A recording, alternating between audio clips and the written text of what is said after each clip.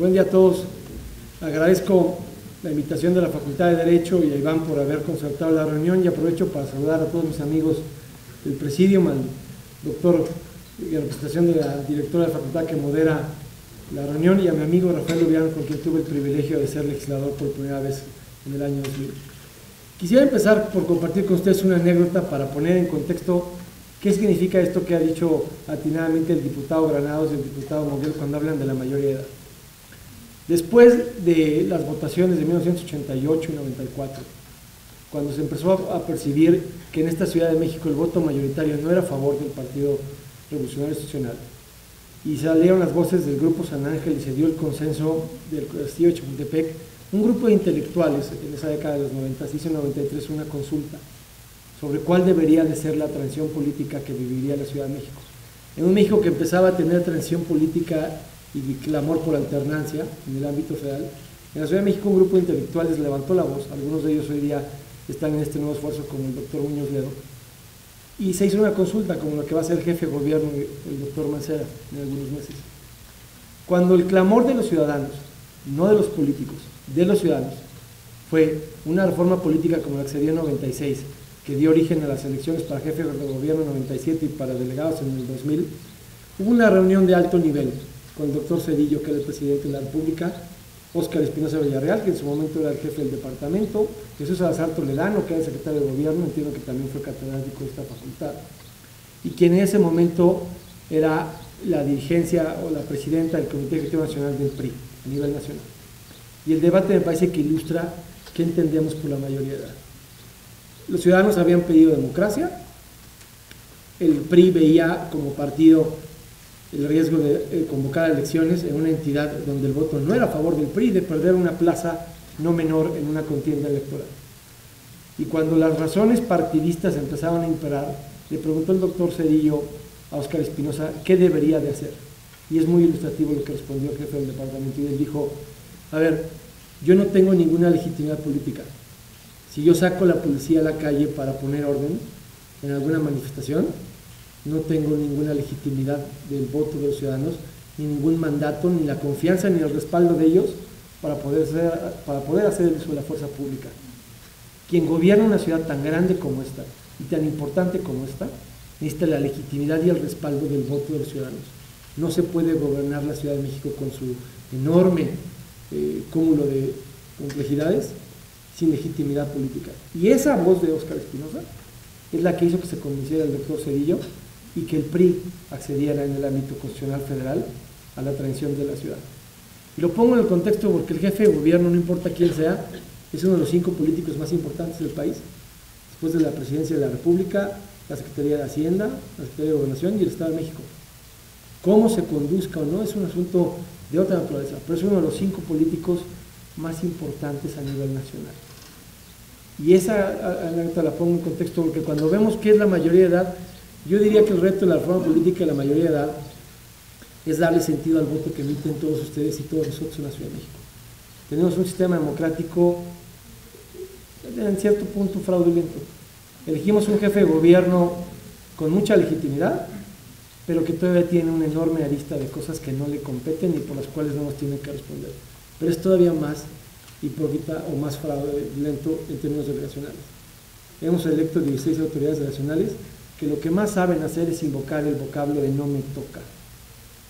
No tiene sentido un sistema político democrático donde vayamos a elegir un jefe delegacional que lo que más sabe hacer es conjugar el vocablo no me toca, y donde sabe de antemano, es un asunto kafkiano o de esquizofrenia política, que alguien se postule para un cargo público donde sabe que más del 70% de las gestiones que serán presentadas ante esa autoridad competente no están en el ámbito de sus facultades o atribuciones. Y eso es un fraude a la democracia, es un fraude al espíritu del consenso del Grupo San Ángel y del clamor de los capitalinos para tener autoridades electas. Yo cuando escucho la cuestión diría aquí en la facultad donde se puede decir que es un asunto político. La Ciudad de México tiene una constitución, en la parte dogmática y orgánica tiene un estatuto de gobierno que, derivado del concepto kelseniano y el 133, hace las veces de la definición de una cuestión. Pero lo que estamos buscando es una definición política como ciudad. Como yo lo he dicho, estamos buscando que la reforma política genere el gentilicio de qué entendemos por ser capitalino, qué entendemos por ser chilango. Por ejemplo, si tuviéramos una constitución propia, no va a cambiar jurídicamente, ustedes lo saben, diametralmente cuál es la coordinación entre la ciudad y la federación.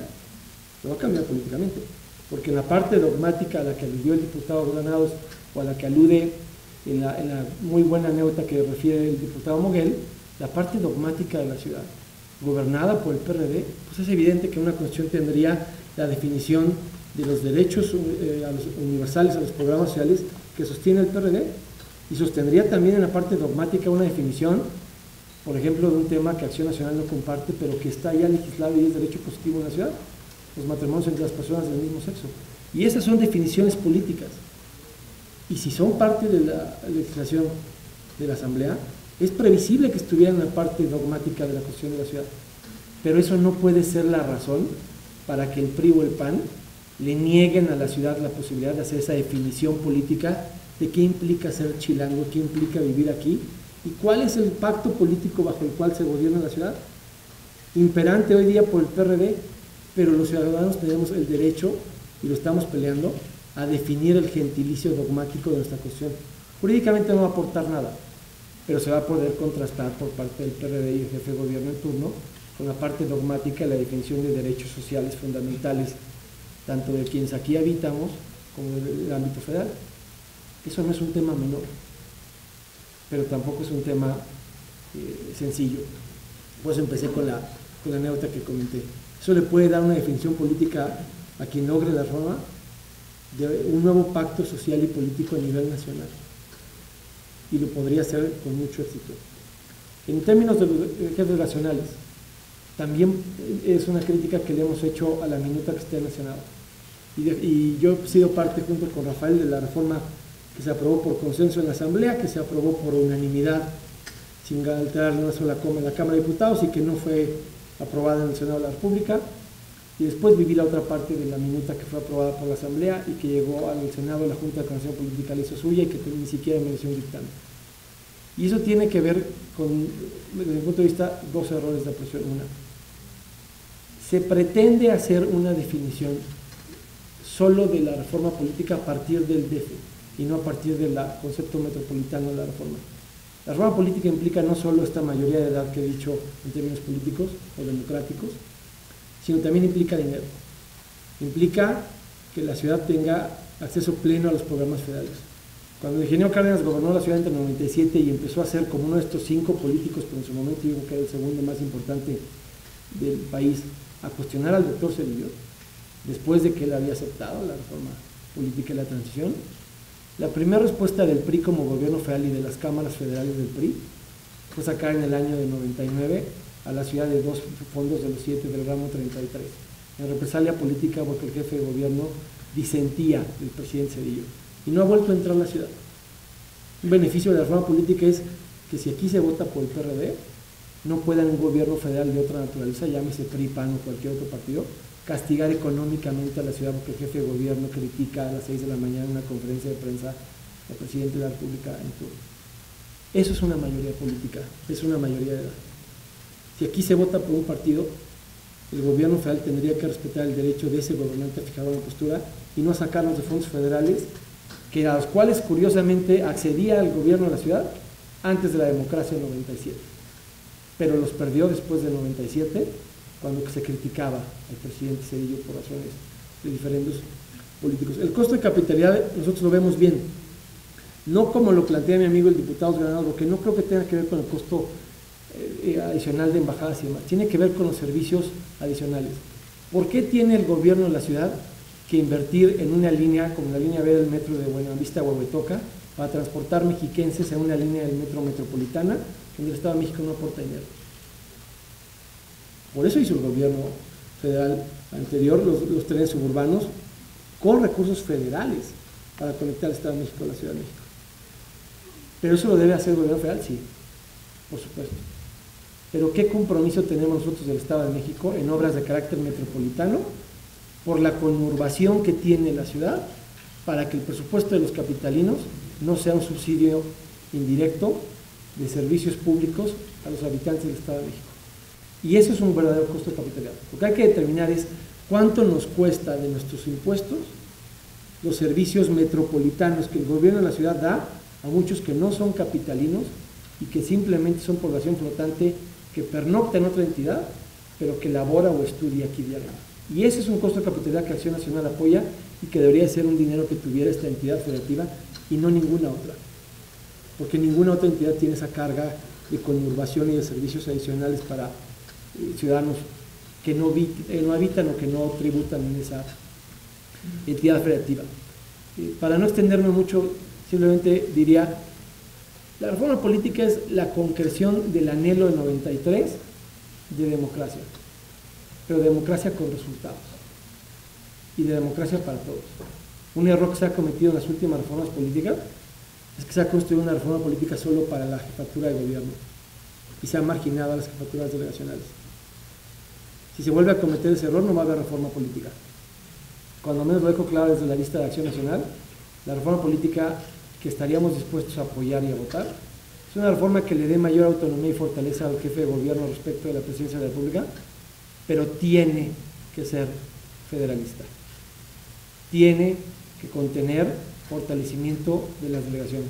No solo los cabildos a los que ha aludido el diputado Granados, no. También facultades políticas y dinero. No es posible que en el ámbito de la ciudad las delegaciones ni siquiera lleguen al 18% del gasto total de la ciudad.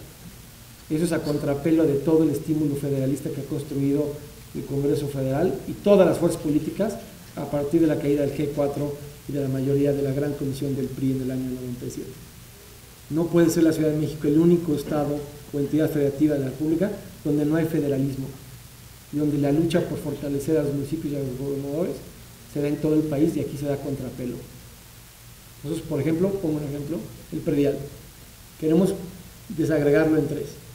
La tercera parte tiene que quedar en la entidad donde, o mejor dicho, en la delegación donde se tributa, para que su delegado no tenga el pretexto de que no tiene dinero para tapar paches, remozar banquetas, cambiar alumbrado, podar árboles, darle mantenimiento a los deportivos. Cualquier pretexto del no me toca y no tengo dinero porque no tengo facultades para recaudar propias, lo cual los hace políticamente irresponsables, y como yo he dicho, los jefes delegacionales son más bien una versión posmoderna de los gerentes de tiendas de raya revolucionaria. Pagan una nómina ajena, asumen un costo por las decisiones que no son propias, pero no pueden resolver ninguno de los problemas de a quienes supuestamente gobiernan. Queremos que la tercera parte del predial se quede donde se tributa. Queremos que la tercera parte del predial se haga en un esquema social redistributivo, donde las delegaciones que más tributan lo manden a delegaciones donde no habría gran recaudación por parte del impuesto predial, como las de la zona oriente de la ciudad.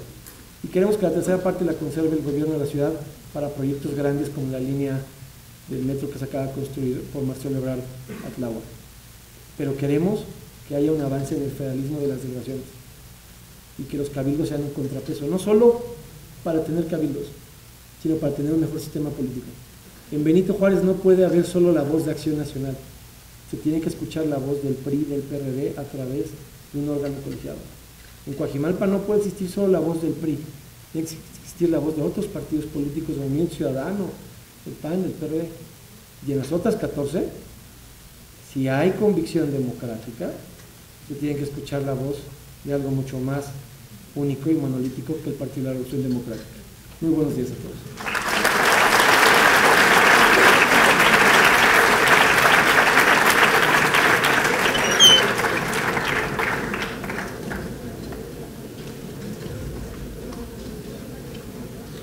Gracias, diputado Federico Dorin, por su participación. Les voy a pedir de favor a los ponentes que quedan que se puedan ajustar al tiempo. Ahora es turno del diputado Jaime Ochoa, quien es vicecoordinador del Grupo Parlamentario del Partido Revolucionario Institucional.